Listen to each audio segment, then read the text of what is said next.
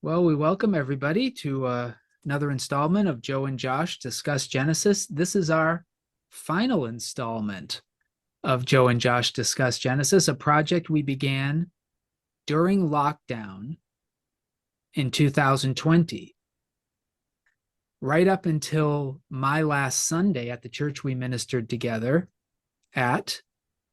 And now, this past summer in 2023, we picked it up, and here we are in our last discussion.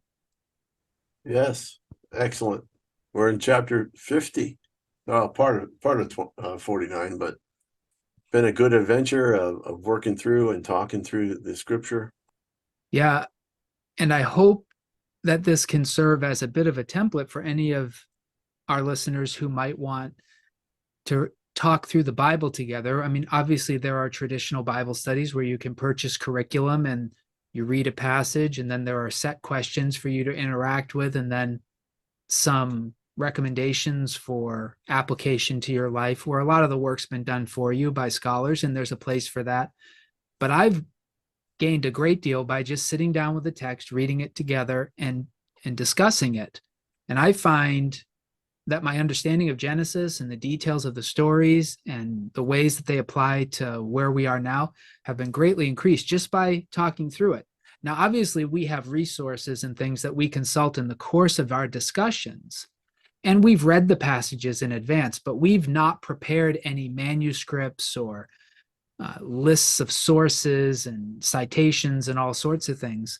This is really a model of sitting down and talking through the scriptures. And I hope that this will be something that we see more and more in the church, just two or three folks, or maybe two or three families, just sitting down, reading the text together and discussing what's there, not jumping so quickly to how does this apply to my life? Why should I bother learning this? But just an interest in understanding what God has preserved for us in the scriptures, noticing the details, asking questions about unfamiliar terms or customs, and pursuing themes and ideas that the text seems to be putting in front of us. I hope it's a template. That was our goal when we started our first discussion of the Gospel of Luke, and then we did the Acts of the Apostles, which is really part two of the Gospel of Luke, and then we came to Genesis. So I hope it will serve more than just as an information tool where you can listen and learn some about Genesis, but I hope it'll be a template for your own discussions.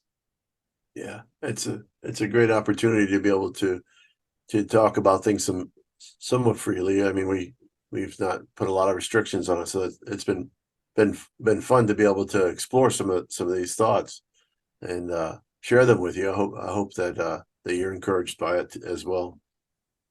Yeah. Well, we are in Genesis chapter 49. We're going to begin in verse 29 today. And we might as well just deal with the end of 49 to begin with, which is, and into the beginning of 50, I guess. Do you want to read 49:29 through 50, verse 14? You think that's too much? That's everything to do with the end of Jacob's life. Yeah, that's fine. That's fine. Here we go. Picking up in verse 29 of 49. Then he charged them, saying to them, I am about to be gathered to my people. Bury me with my ancestors in the cave in the field of Ephron the Hittite, in the cave in the field at Machpelah, near Mamre, in the land of Canaan, in the field that Abraham bought from Ephron the Hittite as a burial site. There Abraham and his wife Sarah were buried. There Isaac and his wife Rebekah were buried. And there I buried Leah. The field and the cave that is in it were purchased from the Hittites. When Jacob ended his charge to his sons, he drew up his feet into the bed, breathed his last, and was gathered to his people. Then Joseph threw himself on his father's face and wept over him and kissed him. Joseph commanded the physicians in his service to embalm his father. So the physicians embalmed Israel. They spent 40 days in doing this, for this is the time required for embalming. And the Egyptians wept for him 70 days. When the days of weeping for him were past, Joseph addressed the house of Pharaoh. If now I have found favor with you, please speak to Pharaoh as follows. My father made me swear an oath. He said, I'm about to die. In the tomb that I hewed out for myself in the land of Canaan, there you shall bury me. Now, therefore, let me go up so that I may bury my father, and then I will return. Pharaoh answered, Go up and bury your father, as he has made you swear to do. So Joseph went up to bury his father. With him went all the servants of Pharaoh, the elders of his household, and all the elders of the land of Egypt, as well as the household of Joseph, his brothers, and his father's household. Only their children, their flocks, and their herds were left in the land of Goshen. Both chariots and charioteers went up with him. It was a very great company. When they came to the threshing floor of Atad, which is beyond the Jordan, they held there a very great and sorrowful lamentation. And he observed at a time of mourning for his father 7 days.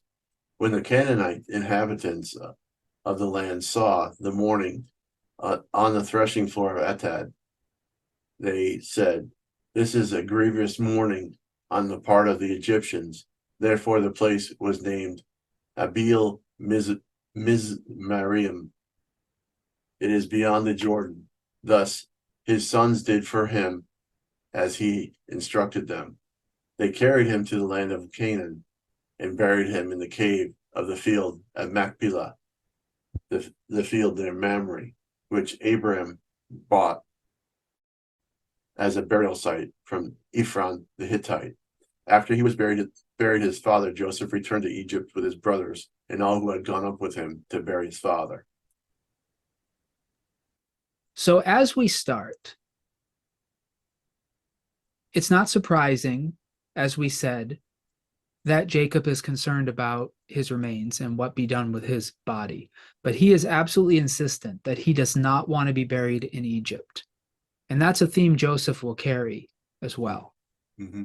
He wants to be buried where Abraham and Sarah are buried, and Isaac and Rebekah were buried, and where he buried Leah. So this is the cave that Abraham bought in a covenant with the Hittites. What do you think about Jacob being embalmed? Well, I think it seems pretty foreign to us because the idea of embalmment is like totally the opposite of what we know, or at least what I think I know about the traditions of the Jewish people. Last I knew that they were to be put in the ground without any embalming, and there's this idea that the body is to decay fast as opposed to slowing, and so it Right. seems counterproductive or backwards to embalm his body. But at the same point, or to argue from another perspective, is the text seems to continue reinforce the area of where they are to be buried, and the fact that it's the location of Abraham, Sarah, Isaac, and Rebekah and Leah. Those seem to be very important to Jacob, and the idea of being gathered to his people. And so I wonder, I guess it might do us well, or maybe you have some thoughts about what maybe he thought the afterlife looked like in his day, and whether or not being embalmed in Egypt would have put him in just like he was as a living person in a foreign place. Yeah, you wonder. The way that I'm thinking about this is they may have had no choice but to engage in the Egyptian practice of embalming because he wanted to be brought back to Israel, or what at this time was known as the land of Canaan or the land of the Amorites. because there's no way they're going to bring Jacob after he died on that long trip in that heat all the way back to Israel. That's not going to happen, right? They're going to need to preserve his body, delay his decay in some way if that's going to happen. And the same is true with Joseph. Joseph's delay will be much greater than Jacob's delay. But I would imagine maybe embalming is implicit in his request to return to the land and be buried in this cave. That may be it. Certainly it was not a practice of the Israelites to do this. Maybe they lacked the knowledge, or maybe there was a scruple against it, because if he could have done it, you would have thought, wouldn't you, that he would have taken his favorite wife, Rachel, and brought her back up there to be buried, because Rachel's not buried in this cave. My assumption was because that was quite a distance from where she died near Bethlehem, and they were not going to transport her corpse that far.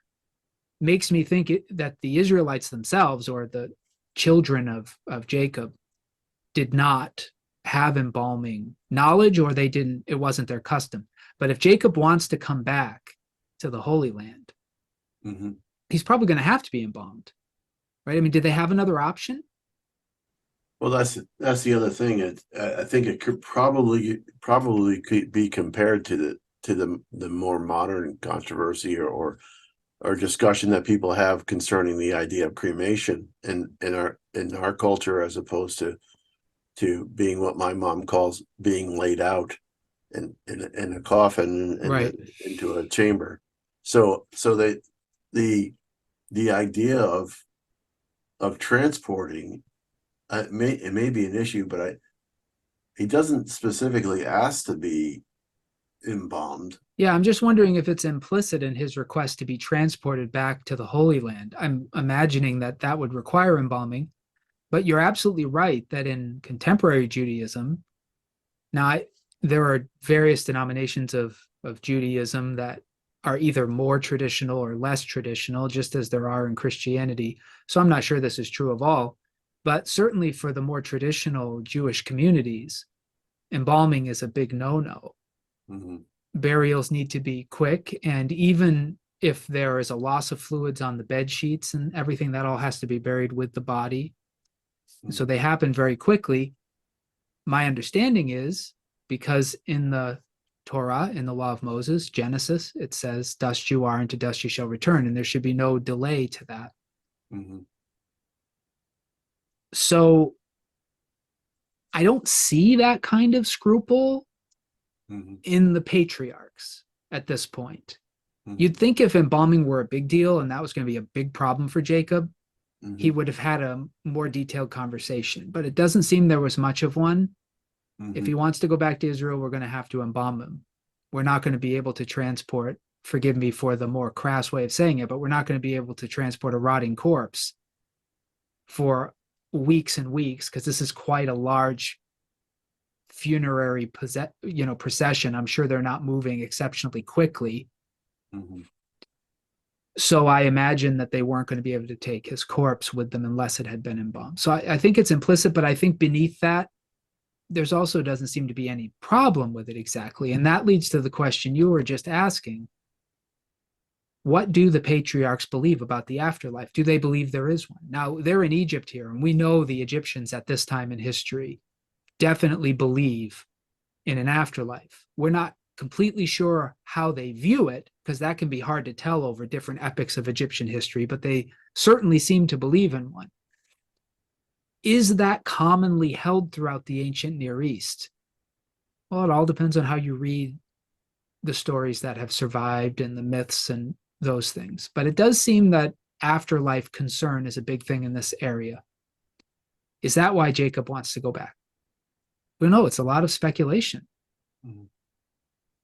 But I don't think, because this was your specific question, all that's to say, I don't think that Jacob was concerned that embalming would send him to some Egyptian version of the afterlife, whereas burial would have sent him to where Abraham was or something. I don't think that concern does not seem to be present in the text. Right. Nor does it seem like it's it almost feels like there's some other force at work here, because I think it's out of respect from from Pharaoh, or from Pharaoh down, I think for Joseph and his father, that this was even an option. That's good to point out because embalming wasn't done for everyone. Certainly, some commoners, we found historical archaeological evidence that commoners were sometimes embalmed. Certainly, high officials were, and kings and pharaohs. But I would agree, they're not Egyptian. Mm-hmm. Jacob's not Egyptian. Joseph's not Egyptian. I agree with you. I would think embalming, Egyptians being willing to embalm them would have been a sign of the high respect that they had for them. Probably the high respect for Joseph trickled out to his family.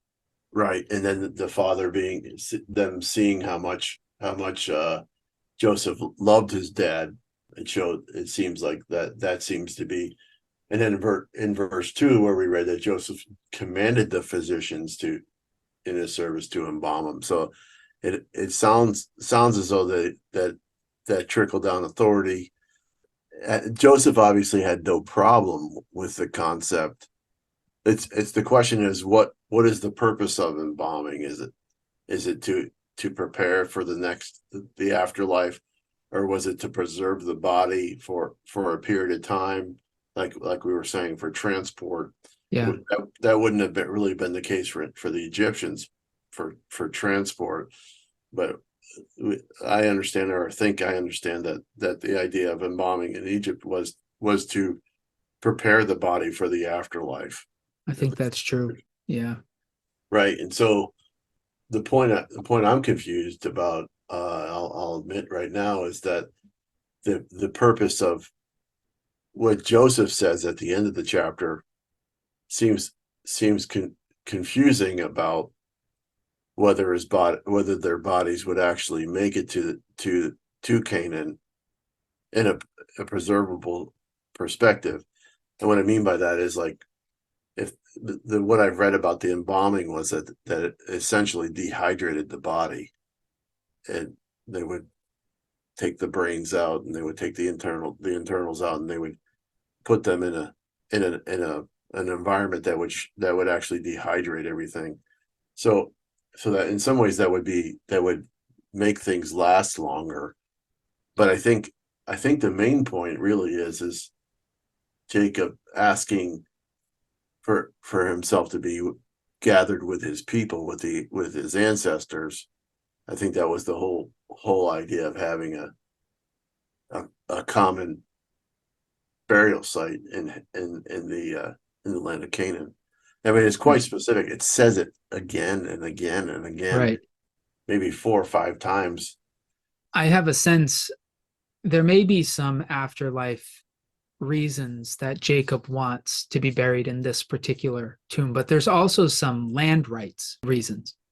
Mm-hmm. So I think Jacob also wants the people of the land to see them return, to see him buried, as a way of reaffirming his claim on this place. This belongs to us.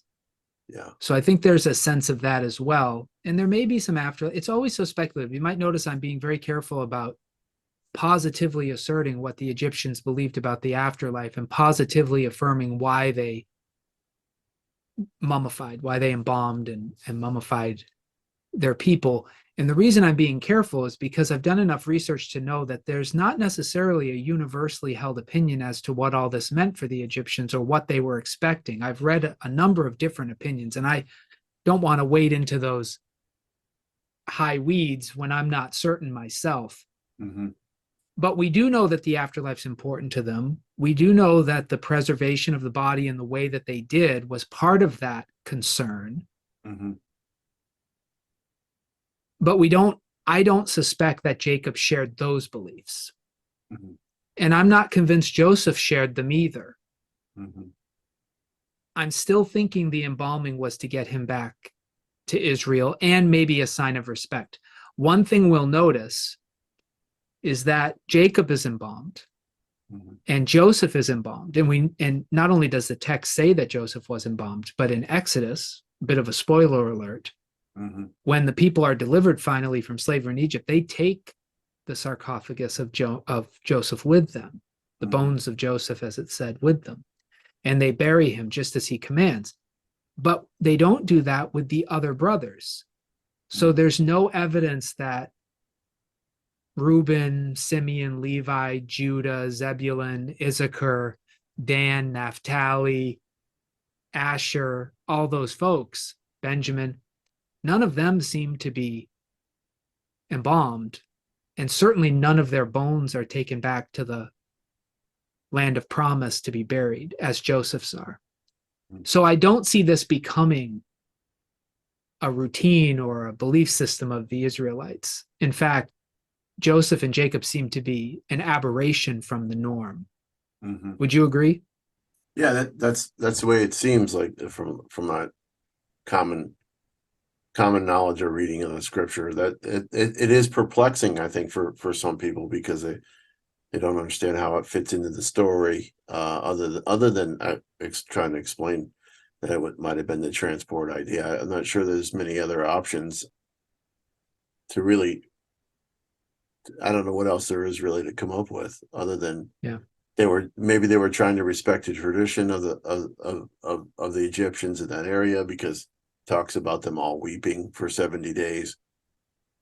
Either they were paid to weep, or they were legitimately saddened by this. But one of the questions I want to pull out here before we leave chapter 49 is, what do you make of verse 31, where it says, "There I buried Leah"? Do you consider this as a formality, but the realization that Leah was his first marriage, and his dutiful act of burying her there, as a due respect for the fact that he mentions Abraham and Sarah, Isaac and Rebecca, and the fact that, I mean, you alluded earlier that Rachel died in an area that it might have been difficult to transport, but would he have buried? Do you think he would have buried both of them in that area? The way I want to read this is that Jacob is just being comprehensive Okay. and indicating all the bodies buried in that tomb. But with that said, whether Jacob intends it or not, it is interesting that the Lord arranged her death and Rachel's death in such a way, and I don't mean that he killed them. I just mean that in the timing of the Lord, Leah was able to be buried in the tomb of the ancestors, whereas Rachel's death, given where she died, she was not able to be buried there. And there's a sense that throughout her life, Leah was the looked over wife. But in her death, she receives the position of honor. I definitely see a bit of that reversal that God likes to do, where the disregarded one gets greater honor. And he does that twice for Leah, even though Jacob doesn't love her and he didn't want her. Mm-hmm. It's her son, Judah, who is in the line of the Messiah and the source of the Davidic kings that rule over Israel. Mm-hmm. That's an honor to Leah. Mm-hmm. And Rachel, who Jacob favored, and Joseph, whom he favored, their descendants end up in rebellion against God much sooner than at least Judah. Mm-hmm. And they're destroyed far earlier. So there is a bit of reversal in all that. And that's highlighted here, that it's Leah, mm-hmm. the mother of Judah, who's in the burial place of Abraham, not Rachel, even though Rachel was favored in her life. Mm-hmm. I see some reversal. Do you see that? Oh, yeah, definitely. Mm-hmm. She was his first wife, and her eldest son was Jacob's firstborn. And we talked about this last time. I think Jacob recognizes that by giving Judah a significant blessing, mm-hmm. but he still wants Joseph to be his heir. And technically, he shouldn't have been. Mm-hmm. So maybe some of these acts, like ensuring that Leah was buried in Abraham's tomb and ensuring that Judah got a significant blessing, even though he wasn't giving him the blessing and the birthright, maybe that's Jacob recognizing that he is violating some cultural things in his continued favoring of Rachel. Mhm. Yeah, and I guess that reminds me of that New Testament passage where it talks about being born from above, not a husband's will kind of thing. This is what keeps coming in the back of my mind of how often we may want certain things to go the way we want them to, but the realization that there's something bigger going on than we realize. Right. So I just wanted to point that out about the fact that it does say Leah, but it says nothing about Rachel at all. Yeah. And as we know, Rachel is buried between Bethel and Bethlehem, Mhm. which is where she dies in childbirth, Yeah. which is probably today by car not that bad a drive up to Shechem. But in those days, it was quite a distance to journey. Right. And then the remains of whatever the casket was made out of. The one reading that I read said something about it being made out of limestone. Yeah, the only way you could try and guess at that is to first of all settle on which period of Egyptian history you're talking about here. And remember, I had talked some weeks ago that there are two different dates proposed, what's called a critical date and then the biblical date, and they're a couple centuries apart. So that's going to dictate whichever one of those two you choose is going to dictate what period of Egyptian history you're talking about. Then the best you can do is see if we have any archaeological evidence from that time as to what a sarcophagus was made out of in those days. So I'm guessing somebody would have done that research to assume it was limestone, or maybe the Egyptians always made their sarcophagi out of the same substance. Those are things a bit beyond Mhm. my expertise. But Mhm. I would say the word for that's translated coffin here can be translated sarcophagus, but it's simply the Hebrew word aron, which is the same word used for the ark of the box that the covenant was kept in, the ark of the covenant. It's the same. Mhm. So it's not a specialized word in Hebrew, it can be used a lot of different ways. Maybe it was an elaborate Egyptian sarcophagus, or maybe it was just a simple transportation device to bring them to the Holy Land. I don't know. Right. Yeah. And again, the Ark of the Covenant was made out of acacia wood, right? And then Right. overlaid with gold. Yeah, so So it's not the substance this is made out of is not critical. One of the things I'm wondering what you thought about, this is almost a consistent theme among the patriarchs, and we'll see it repeated throughout the First Testament, I think. Maybe not as much in the New, but you notice that there's always time for them to say what they need to say before they die. And once they've said it, death is narrated as happening almost immediately afterwards. mm, And there's kind of a formula that repeats itself in Genesis that we've noticed, that he lived to a ripe old age, was full of years, and was gathered to his fathers. There's a sense of the timeliness of the death. Jacob doesn't die because of a catastrophic accident here. It's not sudden and unexpected. He declines slowly over time. And by the time he's ready to die, he knows he's going to die. His children know he's going to die. He takes the bull by the horns and he has the difficult conversations when he sees his decline is inevitably coming, and then he passes away. The sense of that very orderly death is almost a theme in the book of Genesis. And we mm. see it in the best of the kings with a few exceptions. What do you make of that formula that we see repeated with Abraham and with Isaac and with Jacob, that there's always time? Do you think they're just forward thinking people who, when they see that they're getting older, they just make sure they do this? Or do you think there's something about the grace of God in giving them time to do this? Well, I think there's definitely the grace of God giving them time, but I think there's something to be said about gathering to your people. This idea that life is supposed to be bringing some type of resolution or a connection with what those who have gone on before you, that it's not just some kind of random chaos type of thing, that to be gathered with his people, to me brings on this idea that this is not the end, but this is part of what happens in life. I think in modern culture we live so far away from each other, or families can be scattered or separated very easily, but able to connect on via phone and internet and other things very easily, or even by flying jet planes or whatever it is. And people will gather together, and they'll remember things, and they'll make memories and such. But I think what this is seeing is that they were together. They were almost probably on top of each other in some ways, with the way their lives intertwined with each other.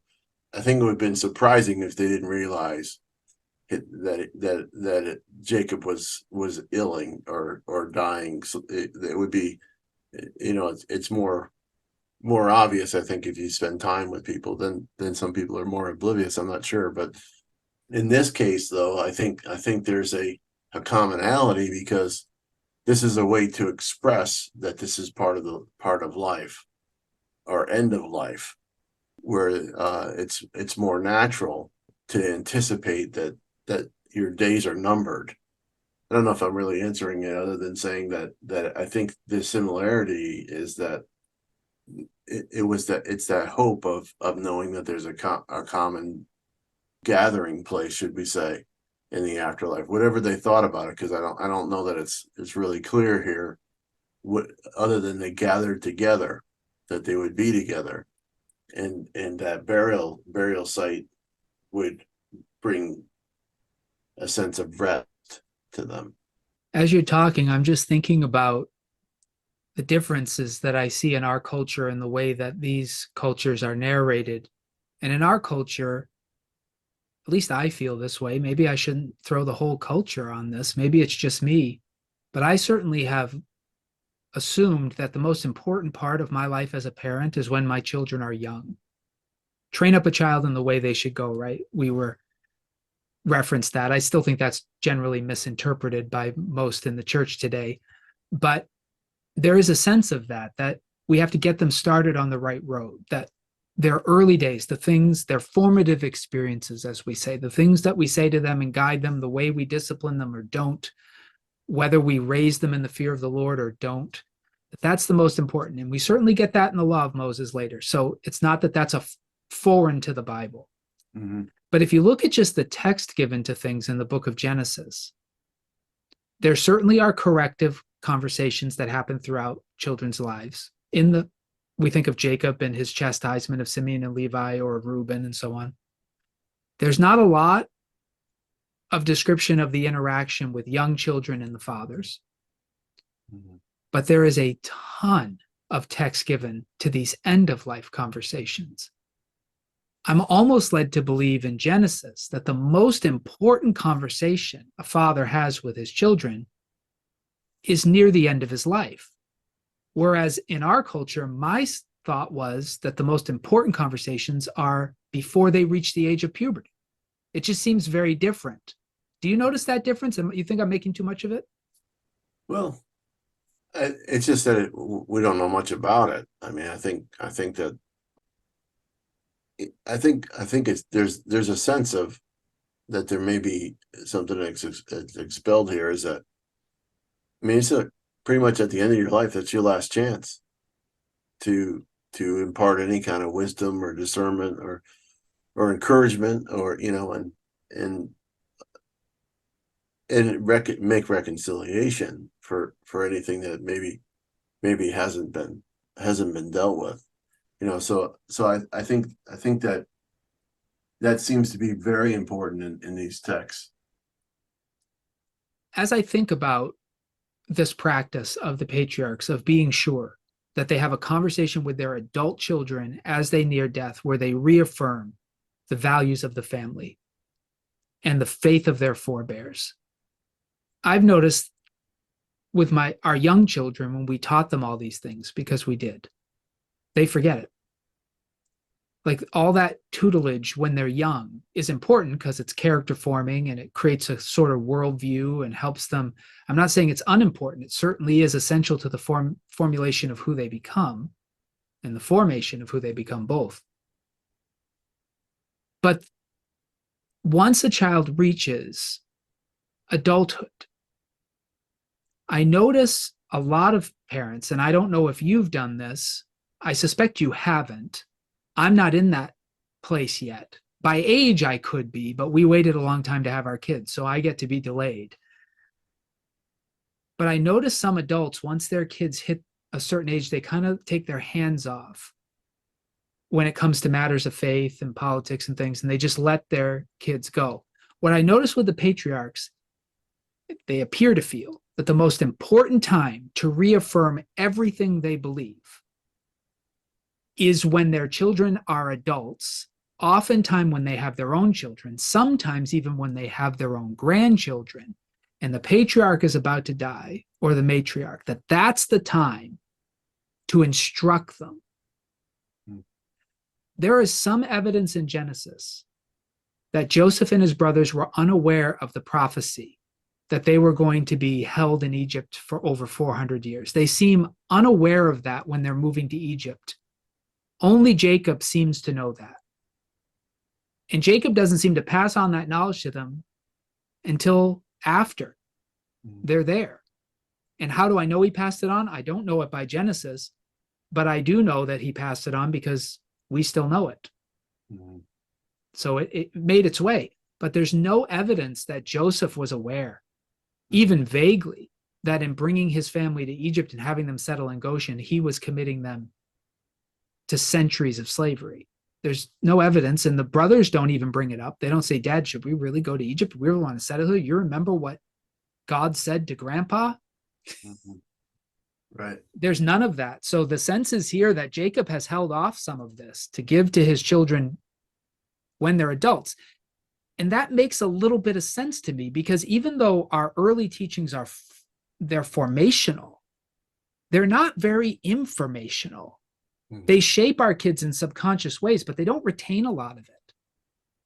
Even my kids now who are in their early teenage years, I'll talk to them about things we taught them when they were young, and they do not remember it.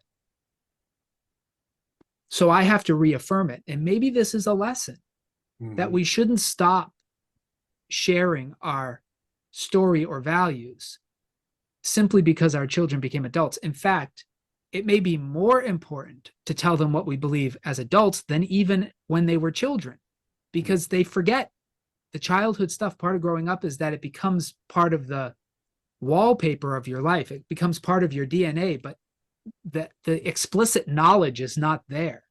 Yeah.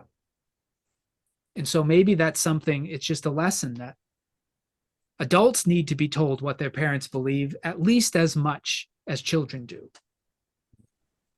One of the things I appreciated just recently, my wife and I were watching an episode of The Chosen, season 1 again. One of the things I appreciated the most was not the most, but something that's been impacting me lately is the idea of the Sabbath meal and the gathering together and the remembering of the seven days or the creation as part of the Sabbath meal. And I think you're onto something with this. There is the formative training, the structure, the paradigms, the focusing that you're talking about in early child development of faith and for living the Christian life. But there's also this idea of maintaining and remembering that I see a lot in the scriptures as well, remembering back that, there Abraham and Sarah were buried, and Isaac and Rebecca were buried. There's a remembering of what those people were about. And I see that again and again in the scriptures where there's a remembering, and especially after this event, how the Lord made us into a nation, and I think we made a comment about a phrase that was in previous episodes or discussions where we said they probably repeated that one over and over and over again. Right. And so it'd be good for us to remember that the idea of remembering is something that has to be continued to be revisited. And so I think what you're saying about the young ones growing up into adults, that we often need to remember. I mean, you see monuments and stuff like that where people have tried to establish ways to remember past so we don't repeat the same mistakes, but we also want to repeat the good things of the past. Yeah. And the faithful things. Yeah. I notice that families often talk about their history with each other, funny episodes, embarrassing episodes, sayings that grandma used to say, or do you remember the time when? I'm sure over the holidays, lots of those stories get shared. But we don't hear Jacob here with his sons and their blessings and everything, reminding them of his travails with Laban. You don't hear him saying, I used to walk to school uphill both ways. He's not bemoaning his life or simply giving his autobiography to them. Mm-hmm. What's important to Jacob is that the covenant is passed down, not his unique experience of living with this God and this covenant, but the covenant is passed down. And I noticed that families are more apt, and my family included, to talk about our mutually shared experiences and to just reaffirm those throughout life. But it's important to pass down the covenant. And the covenant is not something you or I experience, it's something we received. Mm-hmm. And that's Jacob. What he's passing down to his kids is what he received. We saw it in Joseph. I'm not sure he did it with all the kids, but in that chapter where he talked to Joseph and Ephraim and Manasseh, he was very explicit there about who this God was, the history with Abraham, and the fact that they were now responsible to carry it into the future.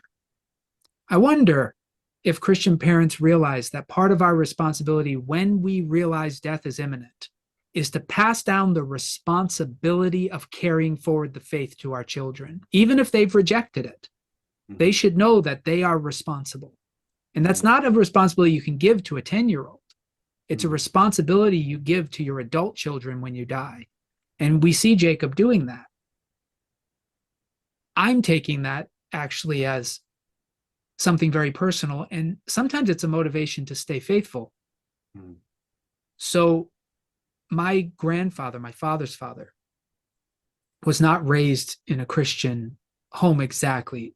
So he had a number of siblings. They immigrated from Scandinavia to the United States in the early 1900s. He was very young. His mother died within, I think, just 2 years of them arriving in the United States of tuberculosis. And he was infected with the same thing. And his father left them with an aunt, and he never met his father again as long as he lived. And his aunt was a faithful person. She went to church, and he certainly went with her, but they mostly raised themselves. He never thought of himself as a Christian. None of his siblings thought of themselves as Christian. They didn't live Christian lives. It was only as an adult that he came to faith in God. And he would call himself one plucked from the burning, which is an old Wesleyan reference. John Wesley he was an Anglican priest in the 1700s, large family. His house caught on fire when he was young, and he was left in there. And a neighbor went in and saved him.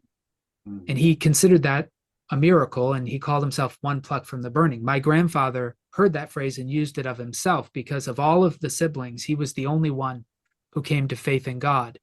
And he had lived quite a wicked life by his testimony, to give us a lot of details, but he felt he had lived a wicked life and that God had spared him. And he felt he owed God faithfulness after the mercy God showed to him. His wife, my grandmother, came out of an abusive family that was also not just non-Christian, but rabidly against Christianity. I don't know what the story was or why they came to hate the church the way they did, but they did. And she too came to faith. And eventually her siblings came to faith as well through her testimony, and her mother, who had a latent kind of faith, and even her father on his deathbed asked to see a pastor. So she felt that was victory. But the two of them had come out of such difficult circumstances that they passed that on to my father and my uncle, saying, it's your responsibility now to not return our family to where God saved us out of. It was a more or less a way of saying, now that he's delivered you from Egypt, don't go back. Right. Yeah. And I can remember as a young person, I have several siblings, feeling like our decisions to either stay faithful to God or not were more than just personal decisions of faith, but also a decision on whether to return our family to where it had been before faith became a part of our story. And I feel like I see that same emphasis throughout the scriptures. I see it here with Jacob. I see it later with Joshua when they go into the land of promise. He says, hey, if you want to worship the gods of our ancestors, the gods of Ur or the gods of the Egyptians from where we just came from, or if you want to worship the gods of the Amorites in whose land you're staying, that's a matter between you and the future. But as for me and my family, we're not going back to what God took us out of. We're going to stay with the God of Abraham, Isaac, and Jacob. We're going to serve the Lord, right? Joshua says that, and he tells them, you have to make this same decision. I almost feel like Jacob is putting his children to that decision when he's handing down all these things to them at the end. And I feel the same thing. I make a decision. Am I going to be faithful or not? It's a decision for me. It affects my children, affects my wife, affects me. But it also does something about my history. It says something about my grandfather's story and my father's, right? It says something about whether I'm going to continue in the trajectory that they set or I'm going to turn back to where they came from. I see all of that bound up, and it makes me think that these conversations at the end of life are important for handing on the responsibility to the next generation. And they might reject it. It's up to them. But they should know their responsibility, and they should know what that responsibility means. Like Jacob is insistent, you have to return me to the land God promised us. That is the covenant. It's your responsibility to make sure now the covenant goes forward.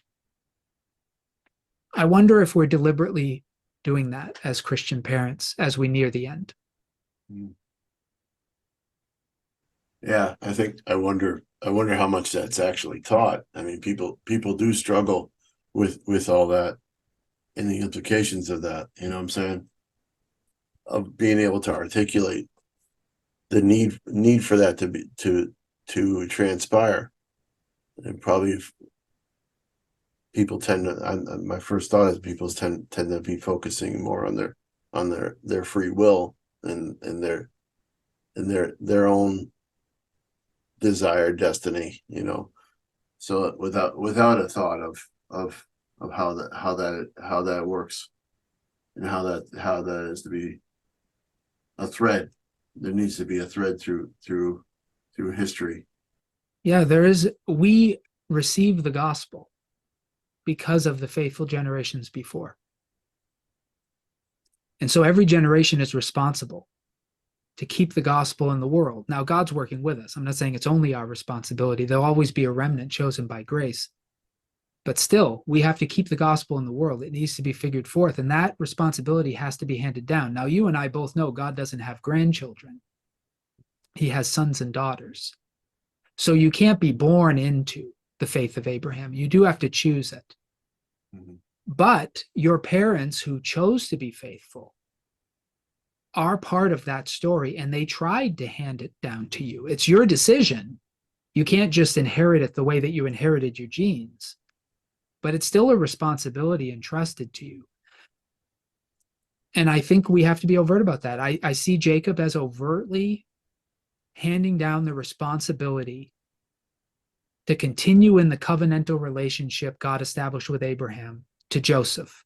And through Joseph, his whole family will be tied to the God of Abraham, and then they are to hand it on to their children and on through time.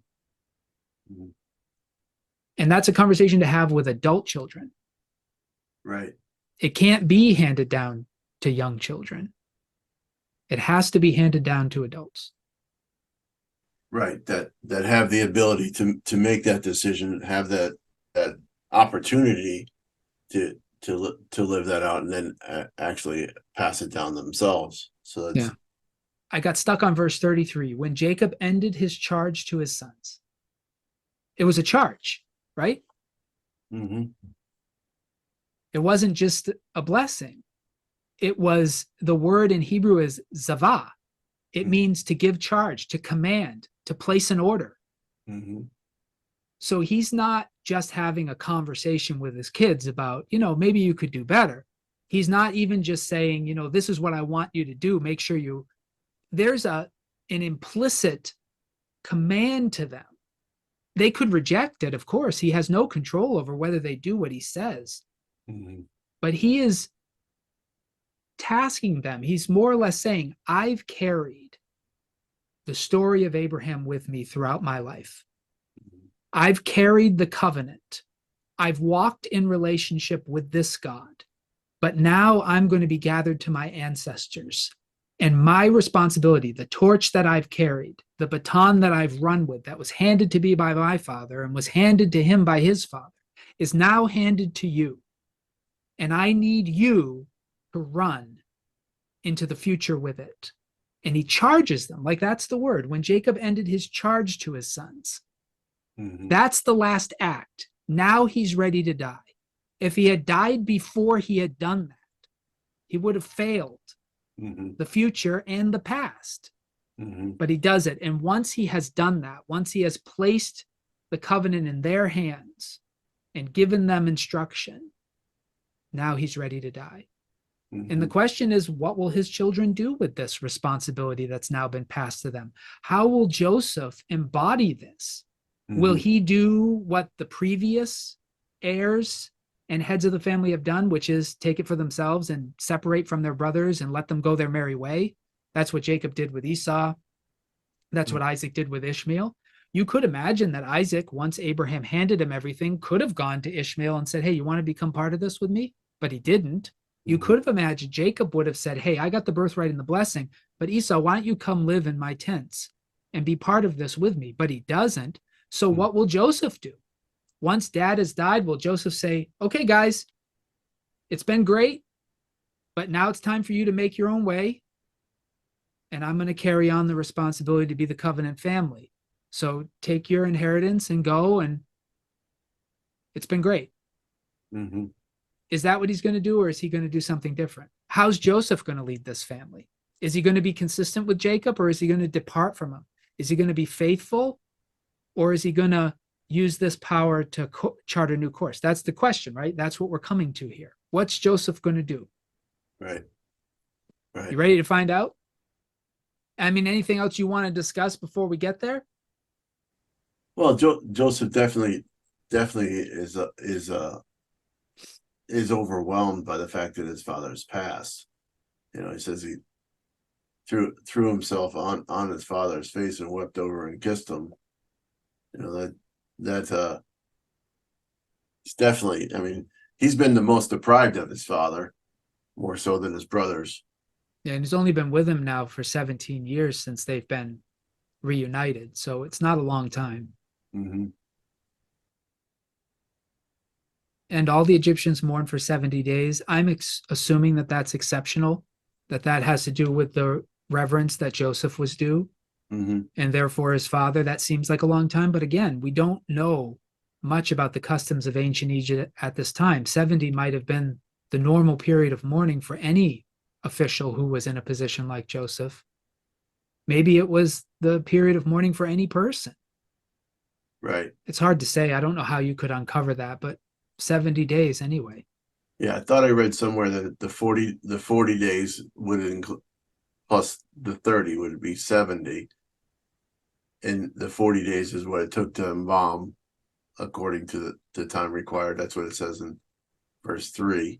Right. And it could be together. I don't know how you would know for certain. Right. But somewhere I read that I read that it said something about the time of mourning for the Hebrews was 30 days. And I don't know why I read that or what the justification was for that. It says other passages indicate the normal Hebrew period of mourning was 30 days. That's according to Numbers 20, verse 29. Yeah, I see that in Numbers 2029, Aaron, they mourned for Aaron for 30 days, but that's going to be well over 400 years after this time. Afterwards, yeah. So we have no idea if this if that practice of 30 days of mourning would have gone that far.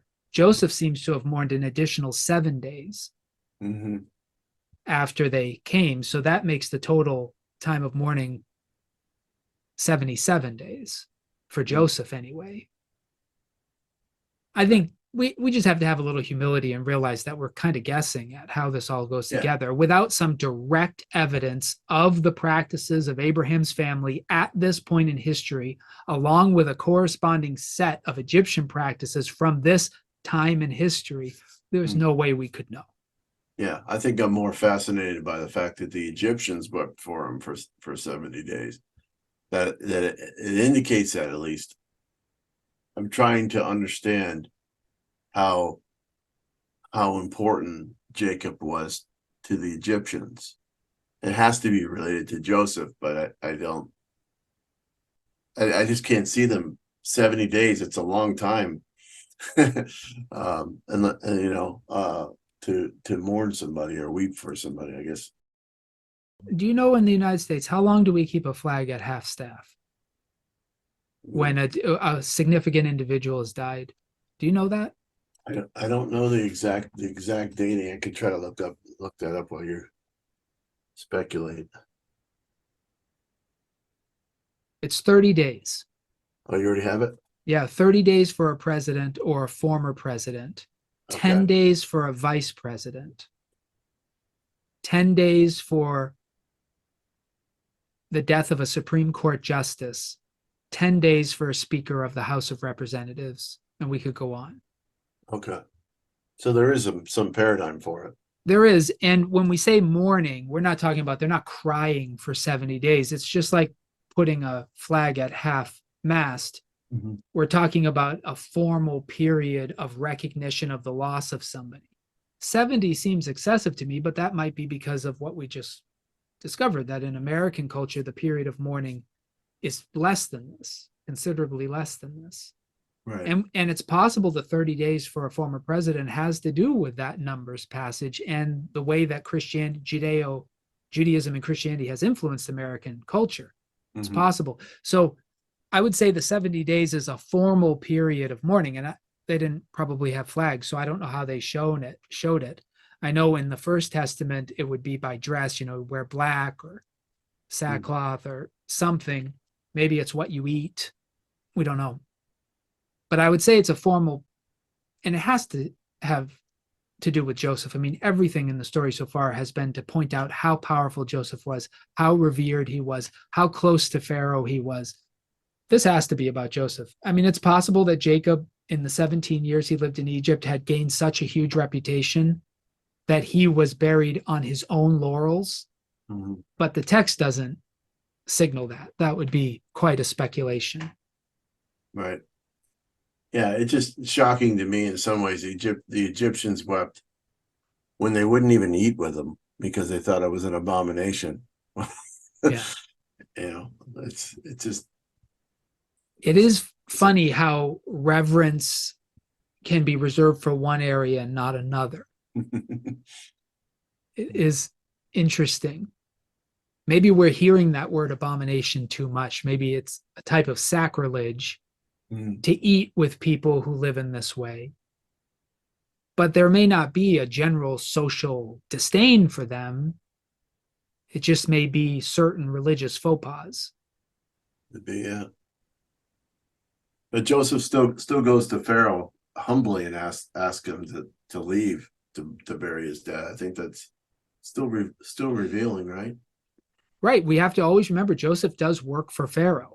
And however much autonomy he seems to be displaying, it's all under Pharaoh's leadership. Joseph is not in charge. Pharaoh is. And so if he wants to go and take a sojourn back into the Holy Land and take this entourage and bury his father, he's going to need Pharaoh's permission. And that reminds us of the hierarchy in Egypt.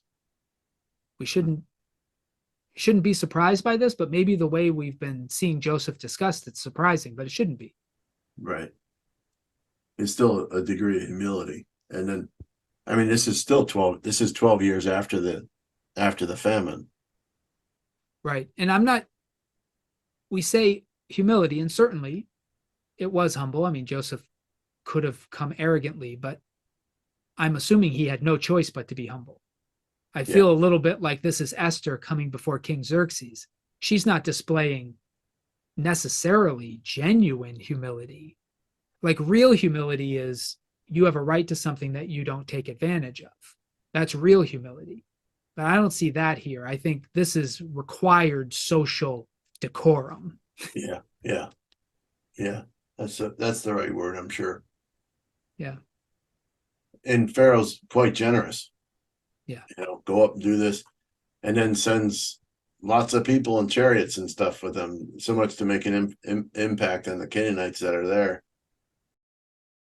Now, what's the deal with the morning on the threshing floor? What's that all about? A threshing floor is like a raised flat area where they would thresh wheat because it needs to be slightly high. It can't be in a depression. It needs to be fairly flat to do it. So it's probably just a convenient location because of its, geographical makeup.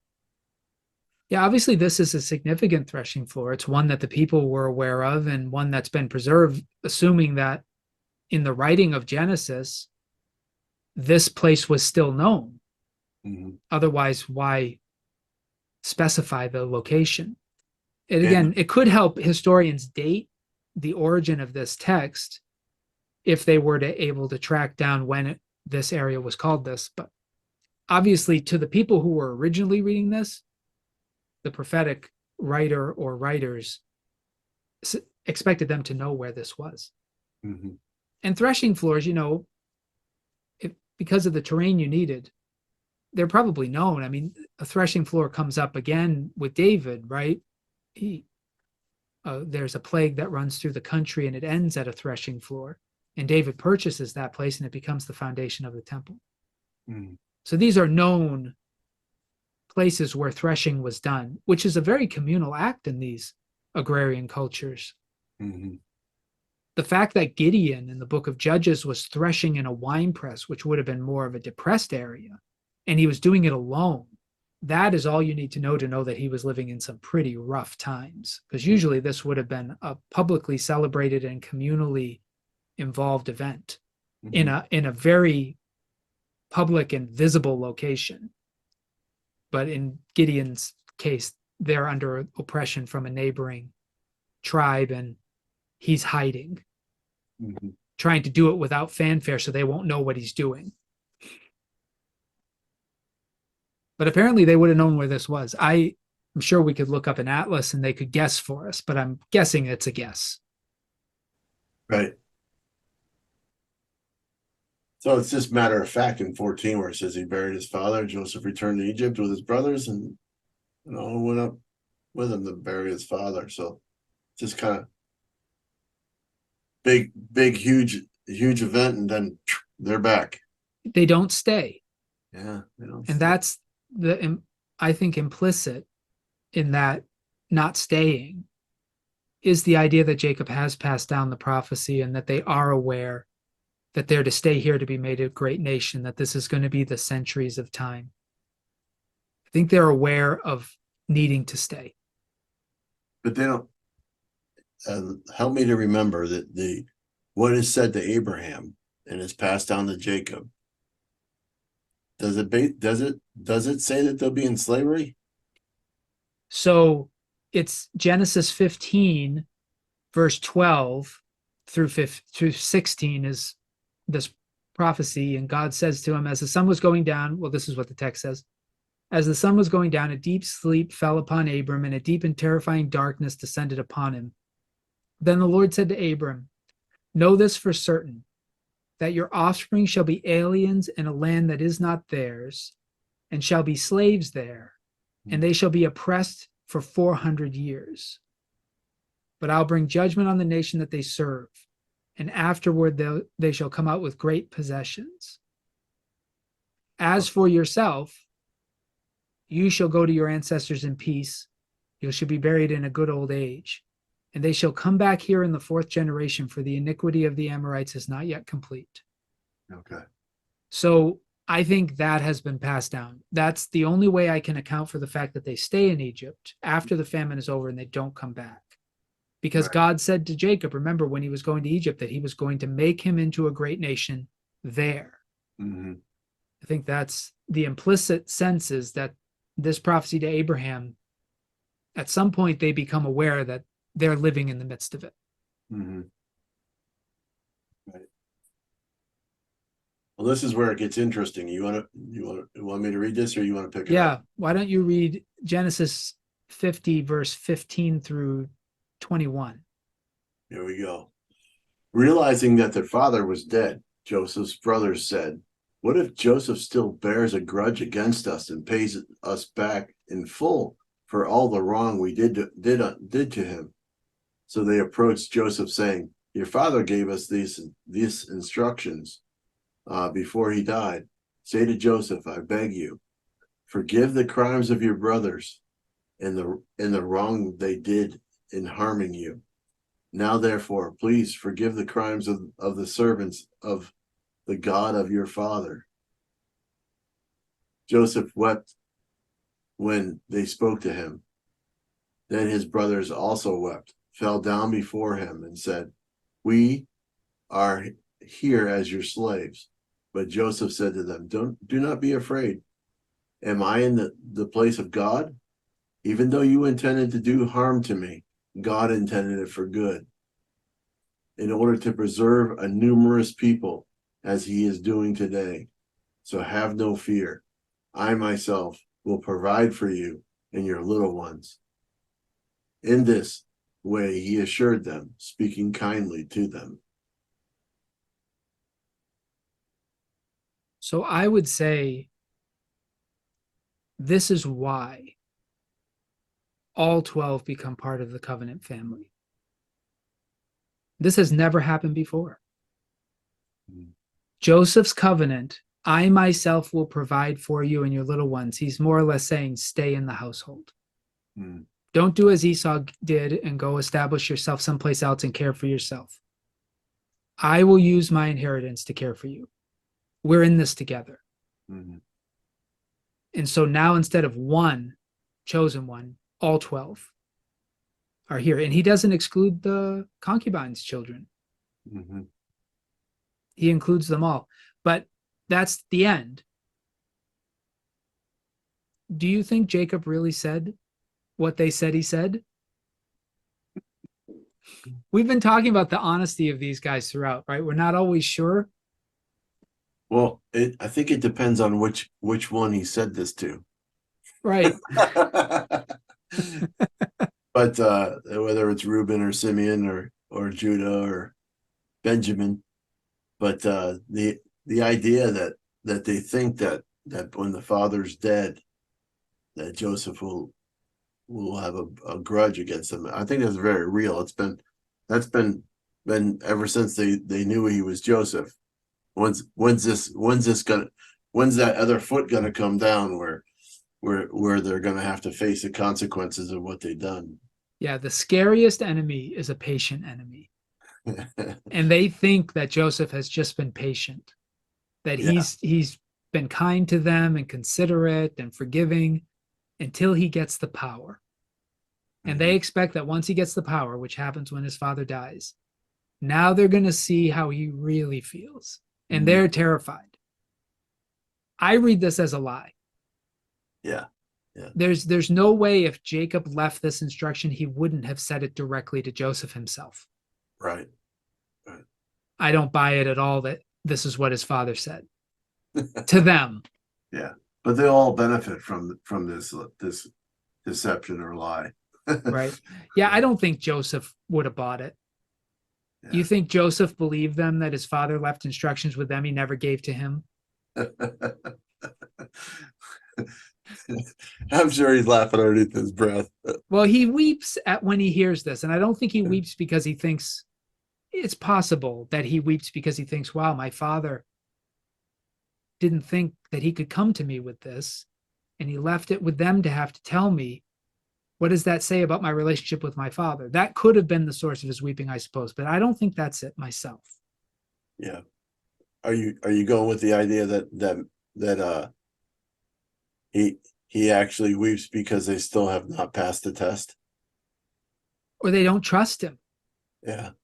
After all this time, they think that he's plotting behind the scenes to do harm to them, that they think deep down he's not that different than them, than they were. That he's just been waiting to get the power, to get vengeance and justice. I think that's what bothers him, especially based on what comes next. It's almost as like he's like, how could you think that of me? After all this time, do you really think that I think I'm God? That now that I've received the birthright and blessing, that I'm going to be the arbiter of your fates? I think that's what bothers him. But it's possible that he believed them and that he thought, wow, Dad didn't trust me. Dad thought this of me. Well, not only that, but the idea that when he says, am I in the place of God, that kind of throws us to the idea of judgment or revenge or this. But if you really think about it, if you think about it with the perspective of the covenant of Abraham, or this promise to Abraham, or this handing down of this idea, he would be ruining it if he punished them. If he were to punish them for what they deserve, then in reality he would be diminishing what God is doing. Yeah, certainly based on how he understands it. The reason I hesitate is that up until now, getting rid of the rival is what they all did. So Joseph could have carried the covenant himself and not involved his brothers, and that would have made him no different than his father, his grandfather, and his great-grandfather.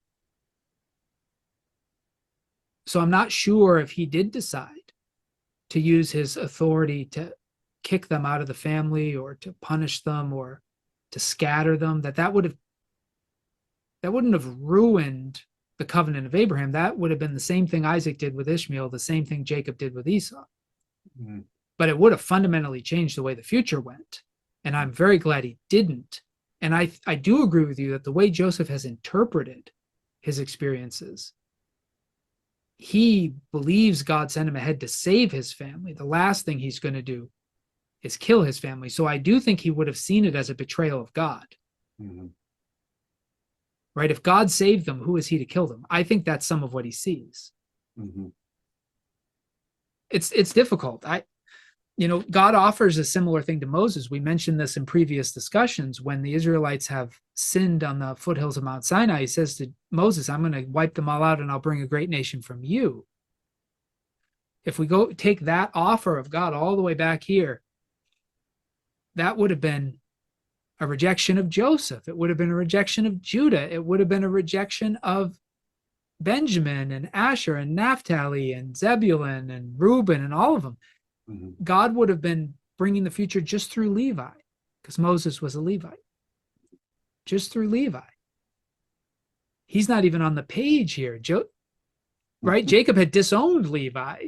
He had said, I don't trust you to do anything for me because you're a violent, horrible person. And God says to Moses, why don't we just make a great nation from the Levites? You could just imagine Jacob in heaven going, no, don't do it. Don't do it. Not Moses, say something. Right. And Moses, of course, does what Joseph does. He sees it as necessary that they all survive together. And that's something he receives from Joseph. And so Moses asks God not to do it, and God relents. And we could talk all day long about whether God really, that was a sincere offer or if it was a test. And you can play with that if you're reading through Exodus and you want to figure it out. But I do see Moses as taking the place of Joseph here. So Joseph does something unprecedented that becomes a pattern for some of the better people. Right? David wants to be a king of all the tribes and he wants to sacrifice himself for all the tribes. He doesn't play favorites. Eventually, maybe at the beginning, he favors Judah. But you see this with Joseph going, guys, I'm not placing myself over you. We're in this together. My birthright, my blessing, my power will care for you. We're in this together. Don't go settle the hills like Edom did and live apart. Let's do this together. We're all here together. We're in Egypt together. Let's stay here. Let's become a nation together. I think that's what Joseph, and I think he's sad that they don't see that that's his intention. That's how I want to read it. Yeah, they still judge him in the reflection of the brothers of Cain and Abel. Yeah. But it shows them, shows their values a bit. Maybe they haven't changed as much as we thought they had. You imagine most people think you're going to do what they would do. Mm. And so the brothers seem to think, what would we do if we had this power? Well, I don't want him to do that. So let's get ahead of this. They're always getting ahead of the narrative, right? These brothers, they did it with Jacob, they did it with Pharaoh. They try to control the narrative by getting the story out there. And in this case, they do it by saying, Dad gave us instructions. You weren't here the day he died. Mm-hmm. And when he died, and how many times have I heard this from families when a parent has passed and they're trying to decide what would dad or mom want? Mm-hmm. And there's always one who was there right up to the end who claims to have information that nobody else had because they weren't there. Mm-hmm. Same thing. Yeah, I beg you, forgive the crime of your brothers. Yeah. And the wrong that they did to you. They do realize that it was wrong and that Joseph would be justified in thinking so. Yeah. And Joseph, he weeps when they say that. They offer themselves as slaves to him. And then he tells them not to be afraid. He has no intention of deciding which of them stays and which of them goes and which of the tribes gets to be part of this, and which he's not going to play God. He's just going to care for them all. Mm. And then he reaffirms what he had said before their father died. When he first revealed himself to them in Egypt, he says the exact same thing. Mm-hmm. You intended to harm me, but God has intended this for our good. Yeah, it's a theme that's a total reversal of what we've seen. Not a reversal, but a huge difference. And I think you've articulated it, whether it be the issue with Ishmael and Isaac, whether it be Jacob and Esau.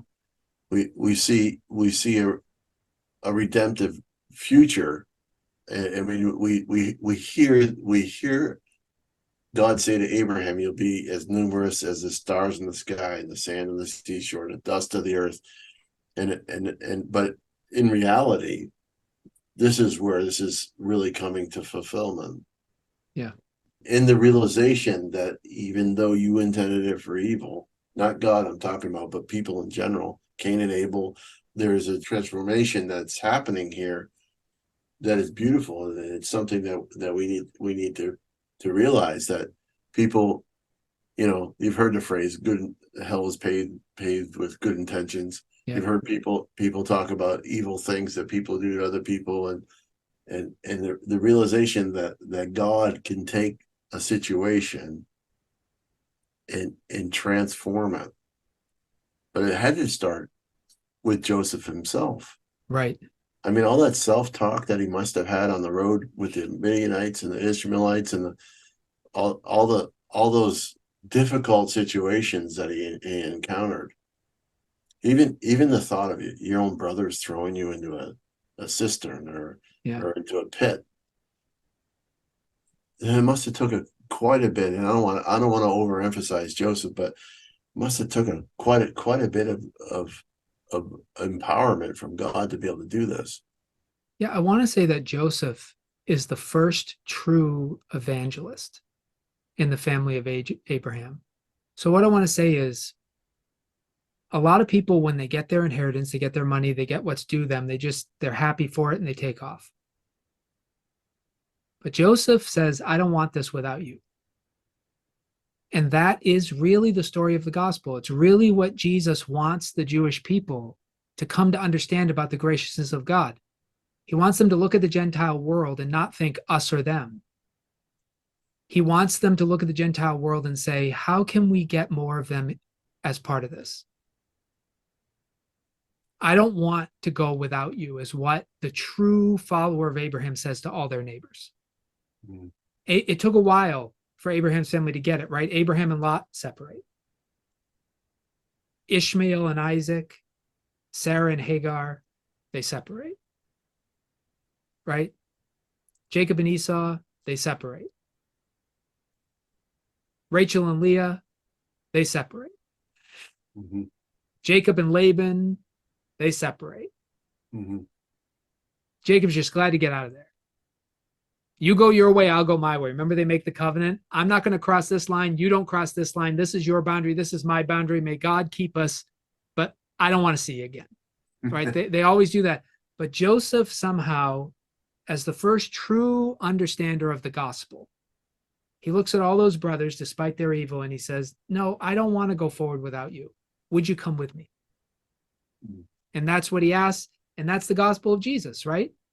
We look at our neighbors, we look at our enemies, we look at all these people and we say, we know where we're going. We're going to a kingdom where Jesus is Lord, but you know what? I don't want to go alone. I'd like you to come with me. I think Joseph embodies that. And I think he sets a pattern that the best characters, the best people afterwards have to embody the spirit of Joseph to be truly godly. Like I said, we see it in Moses, but we see it in Boaz, right? In the story of Ruth. We see it in David to a degree. We certainly see it in Samuel. We see it in the best of the people that Elijah could say, well, I know the right way. So I guess I'll just follow this God and you guys can burn. But that's not what Elijah does. He keeps putting his life at risk to get the people back in relationship with God so they can be in it together. It's almost like the words of Joseph prophesy the future of the people of God, that you have to reach out to your enemies and invite them to be part of what you're a part of, that's what it is to be godly. And Joseph doesn't require it. He invites it. Yeah, is it similar to the idea of just preached through John 17, where Jesus says, I pray that the Father, just like the Father and the Son are one, that those who believe in me later will be one. And I think there's a similarity here that I think that's what Joseph is saying. It's not just that I'll take care of you, but that we'll be one nation, one nation, unified under this idea that God has called us out to be these type of people who will forgive and live a life that reflects who this God is that we call God. The first question ever asked by a human to God in the scriptures is the question Cain asks: am I my brother's keeper? And there's a tradition, a rabbinic tradition, that says that all the rest of the Hebrew Bible is a response to that question. Am I my brother's keeper? In the story of Abraham and Lot, the answer is mixed, because Abraham does rescue Lot and he intercedes for Sodom. So it's not like he forgets him, but in some ways Lot is on his own. He made his decision. When the question is put to Isaac and Ishmael, am I my brother's keeper? The answer is no. When it comes to Jacob and Esau, the answer is no. But when it comes to Rachel and Leah and their relationship together, the answer is no.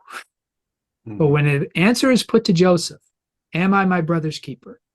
And he had every reason to say no, because these brothers tried to get rid of him, right? His answer is yes. And that's the godly answer to that question. Am I my brother? Yes. Right? Joseph says, I'll protect you. So I think Joseph sets a standard that humanity is forever measured against after this, but hadn't been measured against before. And that distinguishes Joseph. It's too bad that by the time of the northern kings, his descendants were not following in his footsteps. But from every tribe, there are people who walk in the footsteps of Joseph. And so in that way, even though Joseph's family doesn't preserve the teachings of God, really that's left to the family of Judah and to Levi. The spirit of Joseph is the spirit of evangelism. It's the spirit of godliness. And so he preserves a knowledge of God up till now never revealed, that God loves his enemies. We wouldn't have known that really to this point in the story, right? Because we have the story of the flood and we have the story of Sodom and Gomorrah. We might not know this about God, but here Joseph reveals a feature of God, that God cares for his enemies. And we've learned it throughout this story. He cared for the Egyptians. They're no friends of God.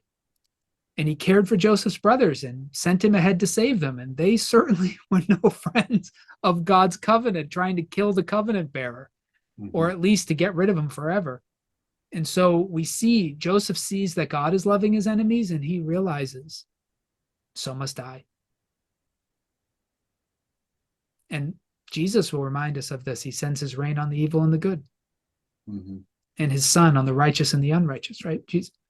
Jesus just picks up in the spirit of Joseph. Of course, Jesus is God, so he knew this about himself. That this idea, though, in order to preserve a numerous people, it's a bigger picture to keep in mind. God has a number. I don't know what it is, but remember that parable Jesus tells when he invites all the proper guests to the feast and they all say no, they have other things to do. So then he says, go invite everybody you can find, people on the highways and byways and all that. And the host comes and says, well, we've done that and there's still room. And he's like, well, go to the far reaches, invite everybody because my house will be full. Joseph realizes that God wants a numerous people, and he wants that numerous people made up of people who were formerly enemies, right? That's him and his brothers. This numerous people are not going to be all people who like each other. They're not going to be all people who were good to each other. They're not going to be all people who are hospitable. They're going to be people who formerly were enemies, right? He's figuring forth the Gentiles eventually being invited into this thing. Joseph, I mean, obviously the Lord is with him,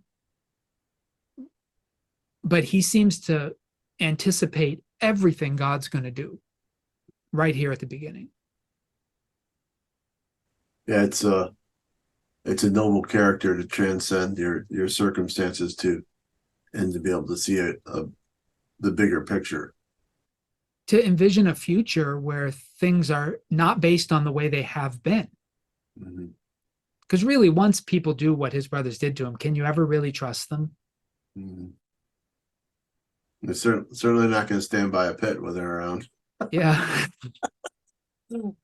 But he imagines a future for them and their children that is quite different than the past they've experienced together. And that takes a remarkable amount of trusting God, really. That God can really bring good from this evil, that he can really build a house from these estranged relatives, that he can build a nation out of these warring factions. It takes a lot of faith. Yeah, definitely so. Definitely so. Now, Joseph, they stay in Egypt. They don't return.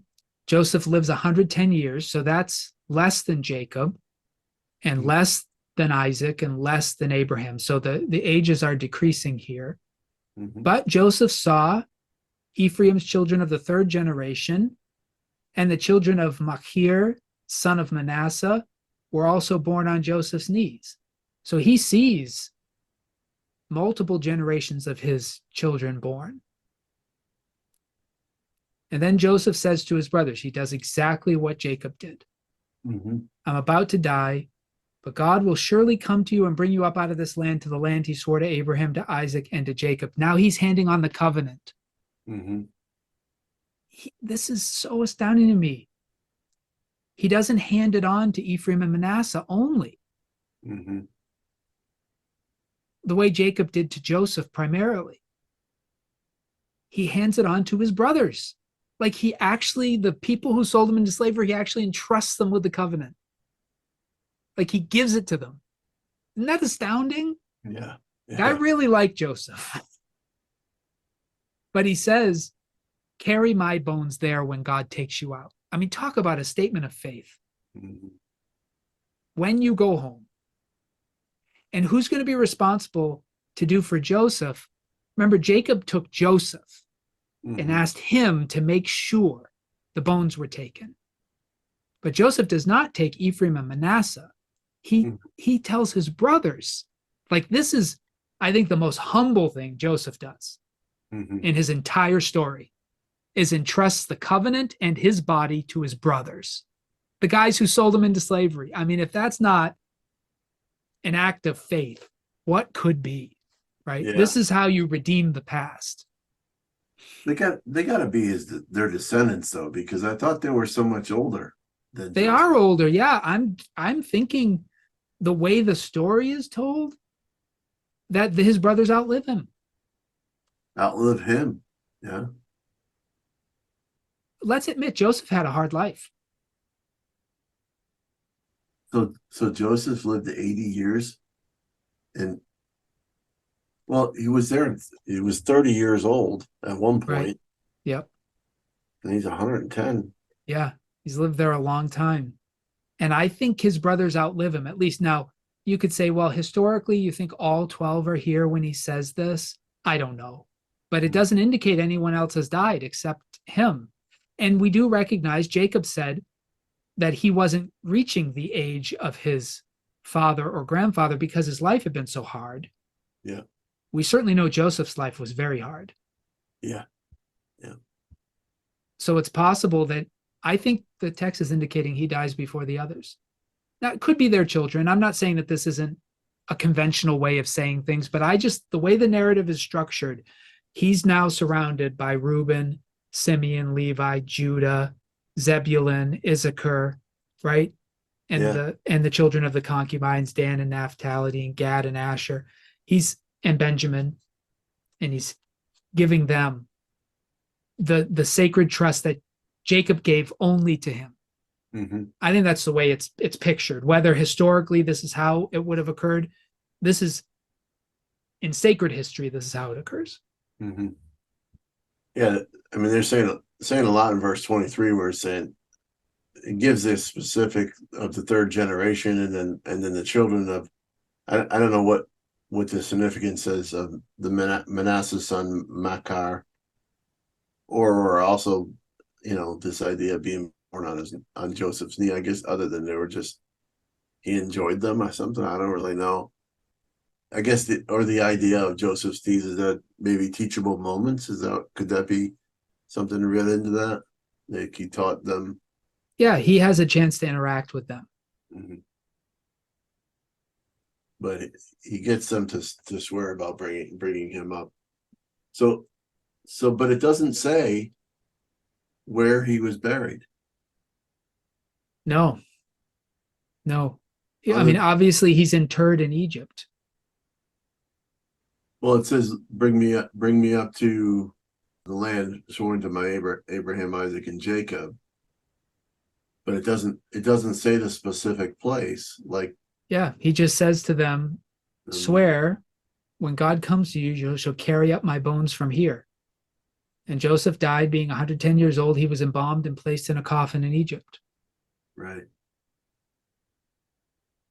Seems like a interesting place to stop Genesis. I know.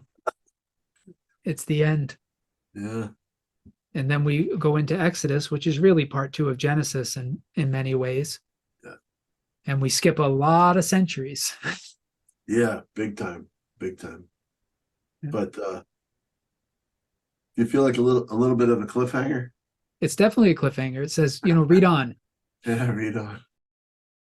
Now, just in general, from what I understand, the understanding of the Torah or the Pentateuch is that Genesis is one bookend, and Deuteronomy is the other bookend. Do you subscribe to that concept? Yeah, they're 5 scrolls, but they are a continuation of the law. So when we think of the law of Moses, we often think of like the 10 Commandments and everything that follows afterwards, after God makes a covenant. But the covenant of Sinai is to be distinguished from the law of Moses. The law begins in Genesis 1:1. The covenant of Sinai begins in Exodus 20. And there's the distinction there. Mm-hmm. But Genesis is part of the law. It's book one of the law. Mm-hmm. But they run together. I would say Genesis and Exodus are a narrative that should be taken together. Mm-hmm. Numbers is a record both of their time of wandering in the wilderness, which is kind of the next part, but it's also a clarification of the law. The law given at Sinai has some confusing elements that they're not sure how to live them out. And in Numbers, during the 40 years in the wilderness, they get clarification from God and from Moses as to exactly what to do if two of these laws conflict and things like that. So Numbers is kind of living with the law for a while and living with God and learning some lessons. And it's an expansion of the law based on practical experience. Leviticus kind of comes out of nowhere. You almost get a sense that this is some specific teachings about the law that are given only to priests, so the priests will know how to behave in terms of sacrificial ritual and things like that. So it's almost a book apart. It doesn't run seamlessly with the others. Mm-hmm. And then Deuteronomy is a restatement of the law that takes into account everything that happened in Genesis, everything that happened in Exodus, all the lessons they learned during the 40 years of wandering and the clarification of the laws that came during that time. And it's kind of a restatement of the law by Moses right before they enter the Holy Land. So they're not like a seamless story. They have their breaks. Mm-hmm. And there's a narrative thread that runs through all of the First Testament, but they're not one story. Mm-hmm. They're a compilation of many theological interpretations of various epics of history. Mm-hmm. And some of it's not that at all. Some of it is Psalms and Proverbs. And so what would you tell people if they were at this point and Joseph is dead, Jacob is dead, they're still in Egypt? Where do you go from here? Exodus. At the end of Exodus, you could say, well, let's go someplace else. But I take Genesis, Exodus similar to how I take Luke and Acts. Mm. I think they're meant to be read together. It's a clear break between Genesis and Exodus, but Exodus begins very much where Genesis ends. Right. And my favorite line is Exodus 1:8. Now a new king arose over Egypt who did not know Joseph. Right. As I said, I suspect that is a dynasty change in Egypt. Approximately 100 years after the Israelites entered Egypt, but probably not that long after the death of Joseph. Yeah, verse 6 says Joseph died and all his brothers and that whole generation. Brothers, okay, yeah, so that would have been all of his brothers, Reuben, Simeon, Levi, Judah. Is good. Yeah, they were all dead by the time the dynasty changed. Right. Wow. So what do we do now? I know, huh? Well, you and I will decide that for ourselves, but I hope that our listeners will maybe take what we've done as a start and continue this process with somebody else in your life or a couple of other somebodies and read through Exodus. Right. And previously with another group, I think I've shared with you before, but our listeners don't know it. We've done that. My wife and I already have done Exodus and are now, and we just finished Leviticus 10. So we with this couple, we've done it. I've done this with you, or we've done this together, and that's inspired another situation where we did Genesis, Exodus, and now we're doing Leviticus together. It's been a challenge, and yet we were tempted to go to Luke and read one of the Gospels, but I said, well, it would behoove us to read the whole Pentateuch. It's foundational. And if you're going to read the First Testament, it almost doesn't matter what order you read it in, as long as you read Genesis, Exodus, Leviticus, Numbers, and Deuteronomy first. Mm-hmm. And I feel the similar about the New Testament. It doesn't really matter what order you read the New Testament books, as long as you've already read the First Testament and you've read Matthew, Mark, Luke, John, and Acts. Mhm. After that, whatever order. That's how it feels to me, because these are foundational texts. They're the texts on which the other texts depend. Right. And the biggest thing is to read them. Make sure you do it, because it's not going to just happen on you, right? Yeah.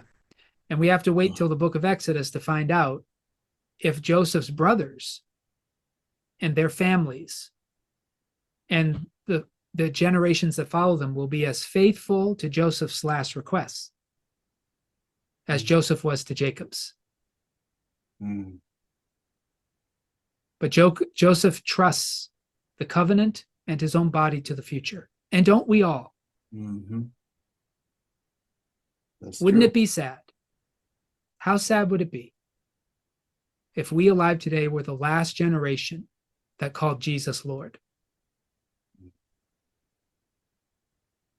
All of us are beholden then to ask the next generation to carry on what was handed to them from us and was handed to us from others. And that's the request of a dying father and mother. Right. Don't let this be the last generation of our family that knows Jesus is Lord and has sworn allegiance to him. Don't you let it end with us, right? That's what Jacob said to Joseph and what Joseph said to his brothers, and presumably what each of those brothers said to their children. Yeah, as well, saying the same comment. Don't let your perceived perception of your circumstances over become that obstacle of passing that on as well. Yeah, I mean, we don't talk about it much because it's a blank zone in the scriptures. Like, it's not discussed. It's like a 400 lost years. But imagine the faith it would have taken to hand down this faith while you're slaves for centuries. To still believe, to carry with you the belief that God would do as he said after centuries of hard bondage. But when God calls Moses, he says, the cries of my people have come to me. They're still crying out to him. I mean, imagine the faith it would have taken. Each family would have had to take responsibility to keep that faith alive over many generations. We owe quite a lot to those 400 years of faithfulness. Right. And I know God was in it. I'm not giving all the praise to the people, but there still was the hard work of being faithful during those centuries, that without which we may not know the story of Abraham. Right. Same with the 400 years before John the Baptist as well. That's right. Yeah, we should remember. Yeah. Remember your fathers who preserved the gospel for you, right? Didn't Paul say that somewhere in the New Testament? It's way more than just the guy who preached to you or the girl who preached the gospel to you, or more than your own father. I mean, when you or I say to our kids, we are a Christian family, there's like all the way back to Noah standing behind us, saying it with us. History resonates with that word all the way to the beginning, all the way to Enosh. Remember, that's how we started Genesis, who in his days men began to call upon the name of the Lord, right? And we're still calling. We're still calling. Yes. And may the generation that sees Jesus come still be calling. May the earth never know silence in that respect. Very true. Good words. Good words. I hope you're inspired to read the scriptures.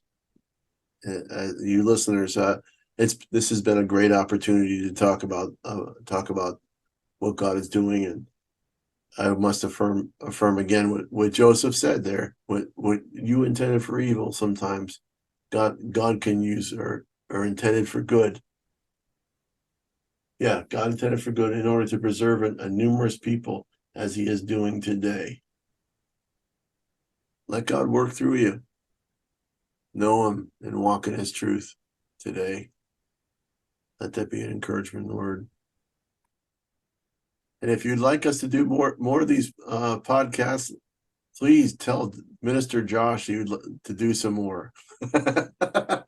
We'll be praying about it, and if the Lord leads, then we'll we'll talk about it at least. Yeah, if you're listening to this on YouTube, just because of the nature of YouTube comments and the amount of time it takes to just keep up with them, I have disabled comments on the YouTube versions of this. But if you find us on wayoflife.podbean.com, which is the podcast site, you can leave comments there. There you go. I'm happy to receive comments there if you'd like to hear more discussions like this. But 3 years in the making, here we That's are. right. We started in COVID, lockdown. Now we're finishing in December of 2023. Beautiful thing. Thank you so much. I appreciate your endurance with me there, Minister Josh. Well, you had to endure my lectures, we've been blessed. Thank you, Yes, everybody, for listening. We encourage you, keep reading, keep talking, keep discussing, and don't be afraid to change your opinion if the text exposes your error. that's right. The goal is to know him and to walk in his truth today.